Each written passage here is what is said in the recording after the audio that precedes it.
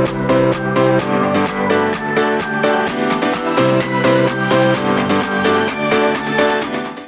kasih Zahra, Bapak Ibu sekalian kembali lagi kita memasuki materi yang kedua. Kalau sebelumnya tadi kita belajar atau membahas tentang P3LP, peran pertolongan pertama luka psikologis. Nah, berikutnya kita akan membahas lebih fokus kepada pendekatan salutogenesis sebagai lensa. Akan dibawakan oleh Ibu Dr. Sarah Handayani, SKM, MZ, yang merupakan ketua sekaligus dosen pasca sarjana UHAMKA dengan fokus pembahasan tentang epidemiologi kesehatan mental, peta stresor, dan juga anotasi bersama dengan kasus cytogenesis. Bapak Ibu sekalian yang berbahagia, bersuah foto pakai tongsis, mari kita lebih mengenal salutogenesis. Kepada Bu Sarah, saya persilakan. Baik, terima kasih. Terima kasih moderator yang sudah membawakan pantun dengan sangat tepat ya, salutogenesis sama dengan tongsis. Ya, Bapak Ibu, Assalamualaikum warahmatullahi wabarakatuh. Mudah-mudahan semuanya sehat walafiat ya, sehat fisik, sehat mental ya. Karena kita hidup katanya sekarang tekanannya banyak ya.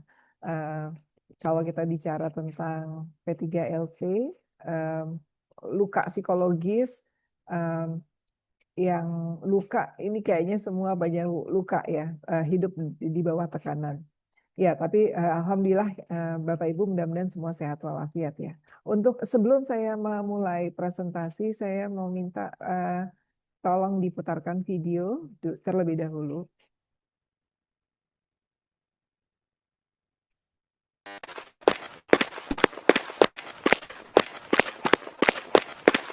Baik anak-anak, apakah ada yang ingin ditanyakan terkait materi ini? Hei Raka, sedang apa kamu di sini? Tinggalkan saya sendiri.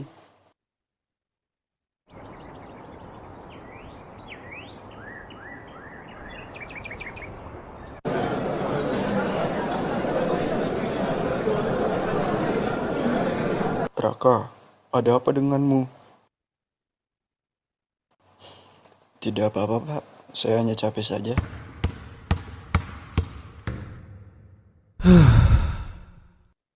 Seperti ini, Pak, yang Raka sampaikan kepada saya tadi malam.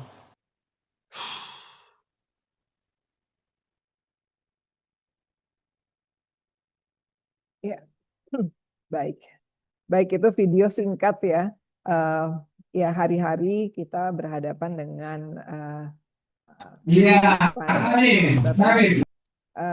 ada tekanan finansial ya, ada tekanan sosial, ada tekanan macam-macam ya, dan siswa kita berhadapan juga hari-hari ada tekanan-tekanan akademik. Nah, jadi artinya kenapa hari ini kita bukan hanya dengan guru BK ya, membangun ekosistem di sekolah itu kita memang harus bersama-sama. Ya, ada guru BK, guru mata pelajaran, ada guru wali kelas juga ya. Dan itu juga nggak cukup ya, ada pimpinan sekolah karena untuk membangun satu ekosistem kita memang harus terhubung satu sama lain ya. Ada siswa, ada guru, ada yang terhubung dengan wali murid. Nah, Bapak Ibu sekalian, apa pendekatan salutogenesis? Kalau kita lihat Bapak Ibu, yang mungkin banyak dikenal, kita sama-sama banyak tahu soal patogenesis. Patogenesis itu kalau kita belajar orang kesehatan tuh ngelihat penyakitnya, ya kita ngelihat satu persoalan, ya kita melihat masalah itu dari resiko biasanya, ya sehingga kemudian pertanyaannya kalau patogenesis adalah gimana ya caranya supaya nggak sakit, ya. Tapi kalau uh, cara berpikir dari sisi salutogenesis itu adalah bagaimana ya kita bisa sehat, kita bisa sejahtera mental gitu ya. kita mencapai kondisi well-being tuh gimana caranya. Nah, di sini adalah ada aset-aset yang harus kita kembangkan. Kalau kita ngelihat pendekatan-pendekatan yang berbasis resiko-resiko adalah biasanya bagaimana caranya ngatasin masalah ya. Nah, ini ya adalah kalau di dunia Bapak Ibu ini adalah salah satu pendekatan yang banyak digunakan agar kita bisa berpikir bagaimana cara kita mencapai satu tujuan yang positif gitu. Sehingga kemudian salutogenesis banyak digunakan untuk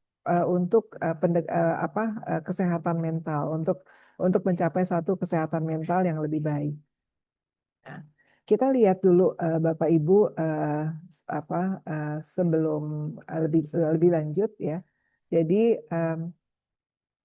mungkin kita pada hari ini dalam waktu yang sebentar tidak mungkin kita bisa mempelajari ada buku referensi tentang salutogenesis yang tebal ya. Tapi kita bisa sama-sama belajar, oh ternyata selain kita melihat masalah, kita juga harus melihat aset apa yang kita punya gitu ya. Jadi di sini harapannya kita bisa melihat ada menandai stresor dan kebutuhan mendesak, mengenali aset internal dan eksternal. Ya, kemudian membedakan nih ada istilah ya kalau dalam salutogenesis GRR sama SRR, SRR ya. Terus kemudian bagaimana kita bisa memetakan comprehensibility, pemahaman kita, kemampuan kita untuk mengelola dan memahami kemaknaan kita. Ya, dan bagaimana kemudian dalam hal P3LP kita bisa merespon tadi ya.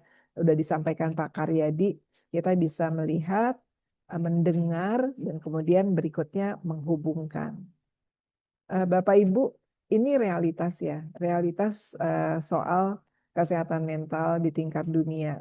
Sehingga kemudian intervensi, diantaranya intervensi di sekolah, kita semua nih ya sebelum nanti masalahnya kepada hal-hal yang sifatnya udah di ujung ya, di hulunya kita semua harus punya pemahaman yang sama ya. Di sini karena ini satu kedaruratan ya. Jadi kalau di tingkat dunia WHO dan UNICEF melaporkan 1 dari 7 remaja di tingkat global itu mengalami gangguan mental ya, dan ini berkontribusi ya signifikan menjadi beban penyakit dunia Bapak Ibu ya. Dan intervensi di sekolah itu paling strategis ya, karena sebagian besar gangguannya muncul sebelum usia 18. Nah, kita sebenarnya udah punya UKS ya, usaha kesehatan sekolah, dan kemudian juga ada banyak program kesehatan, usaha kesehatan sekolah ya, yang holistik gitu ya. Cuma memang di sini ada banyak hal ya yang harus kita terus-menerus pelajari ya, dan kita sama-sama belajar bagaimana mengoptimalkan ini ya masa-masa pembentukan perilaku sehat ya, termasuk kesehatan mental. Nah, jadi untuk skala krisis mental remaja nih 14,3% ya, remaja usia 10 sampai 19 tahun hidup dengan kondisi kesehatan mental ya, mengalami gangguan kesehatan mental, dan kemudian itu menyebabkan menjadi penyebab utama kematian ketiga ya, bunuh diri bagi mereka yang usia 15 sampai 29 tahun ya, dan 72 juta remaja dengan gangguan kecemasan ya. Sehingga kita perlu bisa punya bentuk intervensi yang efektif dan strategis gitu ya di sekolah ya. Karena selain kalau kita bisa mengendalikan masalah kesehatan mental ini, maka kita bisa investasi untuk kesehatan yang lebih baik. Nah, itu tadi di dunia ya. Kita bertanya mungkin ya, terus di Indonesia gimana? Bapak Ibu, ternyata dari hasil survei kesehatan Indonesia 2023, angkanya semakin meningkat nih ya, prevalensi depresi nasional. Jadi angka rata-rata penduduk usia 15 tahun ini ada 1,4 di temuan nasional. Dan usia 15 sampai 24 tahun itu paling beresiko. Ya. Dan ada pertanyaan-pertanyaan di survei kesehatan Indonesia tuh yaitu sama dengan riset global ya, karena ini riset-riset yang bentuk instrumennya juga pertanyaan-pertanyaannya hampir sama ya, yaitu tingkat soal bunuh diri dan kemudian memikirkan caranya ya. Jadi eh, ini mungkin lebih terbuka karena tantangan anak-anak kita hidup di zaman informasi yang semakin mudah untuk diakses. Jadi di sini kalau kita lihat tren prevalensi berdasarkan usia, kalau kita lihat pola U ya pada kesehatan mental, ini depresinya memuncak di usia muda, ya kemudian menurun dan kemudian kembali naik di masa lansia. Karena di usia lansia ini ada nanti masalah-masalah lain, loneliness ya dan sebagainya. Jadi kalau kita bicara soal pendekatan salutogenesis ya, kalau pendekatan lama itu pertanyaannya adalah fokusnya pada masalah ya. Sementara kalau salutogenesis itu adalah bagaimana menggali kekuatan dan kemampuan remaja menghadapi tekanan hidup. Ya, ini dikembangkan oleh Aaron Antonovsky. Apa yang membuat seseorang tetap sehat dan mampu bertahan? Eh, karena kalau dalam variabel di salutogenesis itu adalah tingkat ketahanan atau sense coherence ya. Jadi tentu kita tahu ya Bapak Ibu, kalau kita punya tingkat spiritualitas yang baik, maka kita tahu ini mana kehidupan kan. Cuma kan anak-anak masalahnya pada masa-masa remaja atau mungkin pada tahapan hidup seseorang itu pemahaman, bisa mengenali situasi, emosi dan letak tekanan itu kan perlu pendampingan ya. Ya, terus kemudian menemukan nilai pada relasi, cita-cita, keyakinan dan harapan masa depan ya. Ini memaknainya gimana? Kemudian mengelolanya. Bagaimana menemukan kekuatan diri, teman, keluarga, guru dan layanan profesional. Nah, ini mesin ya mesin ketahanan sehingga sebenarnya kenapa ini sangat penting dan merupakan bagian dari layanan promotif preventif. Kalau dalam kesehatan ya, dalam kesehatan masyarakat itu ada yang namanya layanan promotif preventif. Jadi ini harusnya buat semua orang ya, buat semua orang dan harusnya dengan pemahaman dan pendekatan salutogenesis kita harusnya bisa lebih meningkatkan tingkat resilient kita ya, karena di tengah kehidupan dan tantangan kehidupan yang penuh kesulitan saat ini ya, bagaimana bisa memahaminya, mengelolanya dan kemudian memaknainya. Nah, kemudian kalau kita kaitkan dengan P3LP, maka karena tujuan akhirnya adalah ingin memperoleh kembali rasa mampu dan mempertahankan harapan, maka harusnya kita jangan hanya berhenti pada identifikasi resiko, ya. Jangan cuma nanya apa masalahnya, tetapi kita eksplorasi 3 pertanyaan kunci, ya. Apa yang masih bisa membuatmu bertahan? Kemudian siapa saja yang dapat membantumu? Ya, kemudian apa langkah kecil yang dapat kita lakukan? Ya, karena kalau kita fokus pada masalah, ternyata bukti ilmiah membuktikan bahwa eh, akhirnya aset yang sebenarnya bisa menolong seseorang, aset-aset ya setiap orang beda-beda ya, aset-aset yang sebenarnya kadang-kadang kita tidak menyadari bahwa kita punya keluarga yang bisa menolong kita, bahwa ternyata ada teman yang bisa membantu ya, bahwa bahkan nilai ya value gitu ya, itu itu juga merupakan satu aset ya yang kita miliki. Jadi Bapak Ibu, kita tidak hanya membantu remaja keluar dari masalah, tapi membantu mereka menemukan sumber daya untuk bergerak menuju kesehatan. Mungkin ini buat sekolah-sekolah ya, di sini ada sekolah Muhammadiyah ya, ada tentu kalau di sekolah negeri kan juga ada pelajaran agama ya. Jadi bagaimana nilai-nilai agama itu lebih didekatkan pada nilai-nilai kehidupan. Karena ternyata di dalam eh, apa sudah banyak juga evidence base-nya, bukti ilmiah yang membuktikan bahwa orang yang memahami nilai itu kemudian dia bisa punya tingkat ketahanan dan kemudian dia bisa sehat Kalau kita lihat masalahnya sebenarnya banyak gitu, tapi dia nggak fokus pada permasalahan yang ada. Nah, jadi tadi kita lihat ya kasusnya Raka. Tadi kita mulai dengan kasusnya Raka.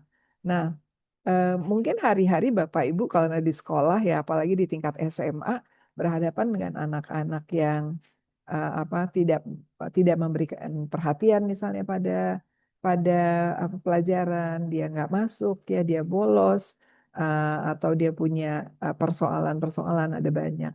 Nah, di sini apa yang kita tandai pada sebuah kasus ini ada tekanan atau tekanan yang menimbulkan ketegangan ya, stresor ya.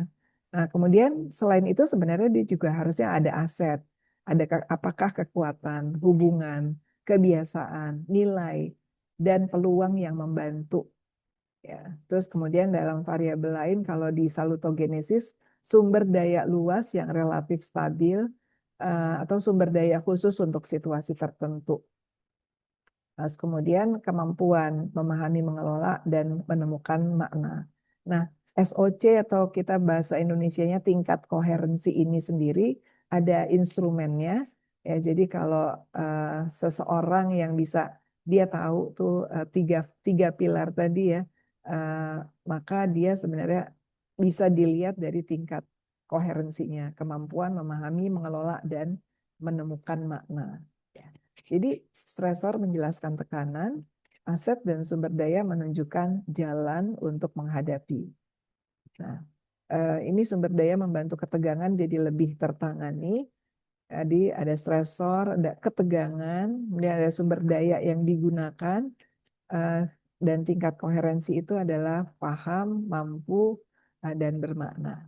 Jadi di sini peta tidak bersifat linier atau tetap. Satu stresor itu bisa mempengaruhi beberapa bidang kehidupan dan sumber daya dapat tersedia tetapi belum bisa diakses. Seringkali kita gitu lupa bahwa kita tuh punya sumber daya yang bisa digunakan. Ya Bapak Ibu, dalam banyak hal misalnya dalam kehidupan di Indonesia ada sebuah riset yang mengatakan kekuatan ini juga merupakan sumber daya ya, bahwa orang Indonesia itu dia religius dan apa kekeluargaan. Jadi family keluarga itu merupakan sumber daya yang digunakan. Nah, tapi kan bisa jadi nilai-nilai di dalam kekeluargaan ini bisa melemah ya, bisa berkurang ya. Nah, seberapa ini menjadi satu kekuatan atau sumber daya. Jadi tugas penolong adalah bagaimana mengurangi tekanan dan membuka akses sumber daya ya dan memperkuat orientasi siswa.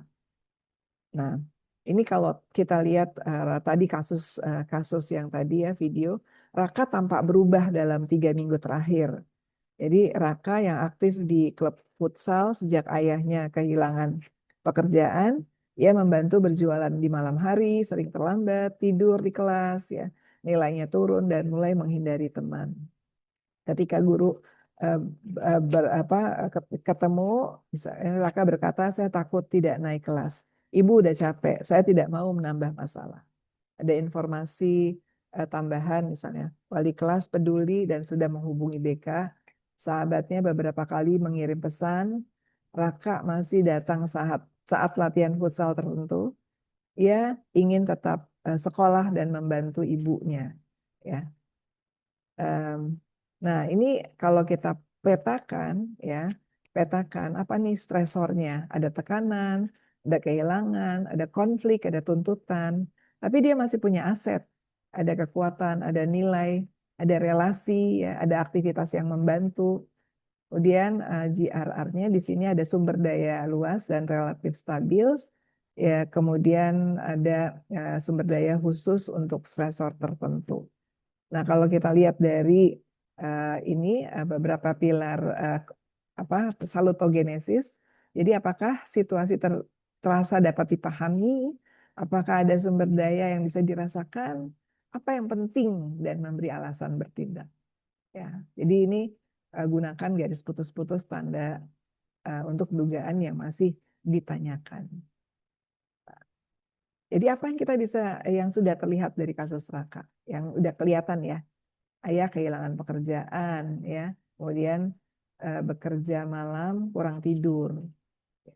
Terus dari Rakanya sendiri dia takut tidak naik kelas, tapi dia masih punya ini nih ya kekuatan, punya sumber daya, dia masih ingin sekolah.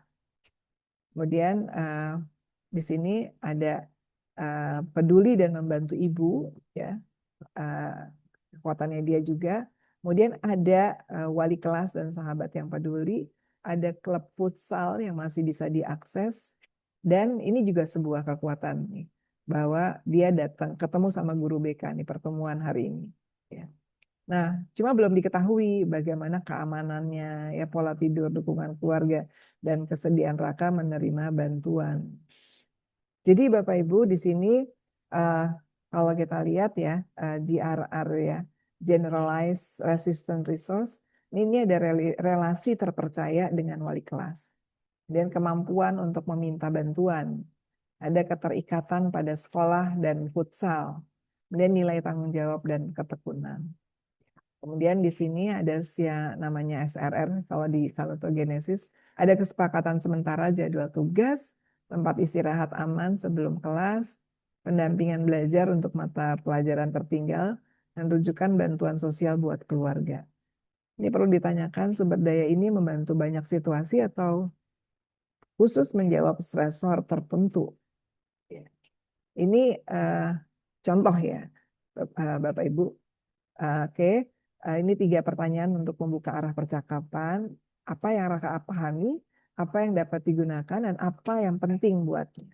Jadi SOC itu bukan label, tapi gunakan sebagai arah pertanyaan dan penguatan. Untuk bisa membangun peta kasus dalam putaran ini, ada fakta, stresor, sumber daya, dan SOC. Kita punya peta, ada pertanyaan aman, dan kemudian langkah ke dekat. Nanti selanjutnya ini bisa dilanjutkan dengan harusnya kita bisa melihat, mendengar, dan kemudian menghubungkan. Dan kemudian ditutup dari semua yang kita petakan, langkah mana yang paling aman dan paling mungkin digunakan hari ini. Jadi salutogenesis ini kenapa sebagai lensa? Karena seharusnya kita melihat masalah itu bukan hanya dari masalahnya, tapi coba kita lihat juga dari kekuatan yang kita miliki, sumber-sumber apa yang kemudian membuat seseorang untuk bisa bertahan. Terima kasih. Saya serahkan kembali kepada moderator. Baik, terima kasih Bu Sarah. Baik, mudah-mudahan lebih membuka wawasan Ibu Bapak sekalian terkait salutogenesis. Boleh reaksinya Bapak Ibu? Oke, kita juga diinfo di SMK Bintang Nusantara sedang melakukan Zoom bersama di sekolah. Semangat sekali. Semoga menular ya semangatnya ke kita dan Bapak Ibu guru di seluruh wilayah. Baik, tadi kata kuncinya adalah salutogenesis ini bukan hanya sebuah konsep untuk membuat seseorang memiliki keinginan untuk tetap sehat, tetapi bagaimana memetakan suatu permasalahan dan sumber daya yang dimiliki oleh seseorang individu untuk menyelesaikan masalahnya. Nah, untuk lebih detail bagaimana cara memetakan dan mengenali sumber daya yang dimiliki atau permasalahan, kita akan masuk kepada sesi berikutnya. Untuk sesi berikutnya, kegiatan berikutnya saya kembalikan kepada MC. Sekali lagi, terima kasih. Wassalamualaikum warahmatullahi wabarakatuh.